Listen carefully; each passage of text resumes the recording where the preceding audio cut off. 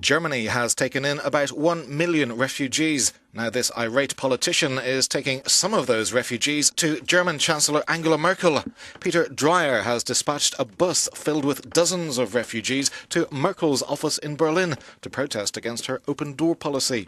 Last year he warned that he would accept 1,800 in his area of Bavaria, but any more would be sent to her office. 31 people are making the 7-hour journey from Landshut to Berlin. One man from Damascus didn't realise it was being showcased for the media. Did you know what this bus is all about? No, unfortunately we have no idea. We have no idea what the bus is meaning here in Germany for the newspaper, for the present, for this media.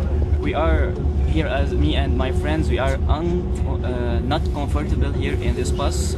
We are going to Berlin and we don't have any idea what's waiting us in Berlin. So you were in Landshut. How long do you stay in Germany? I'm here since 4 months. The frustration is strong here in Bavaria, the main entry point for most migrants, particularly with Merkel's conservative allies, the Christian Social Union. It has called for a cap on migrants.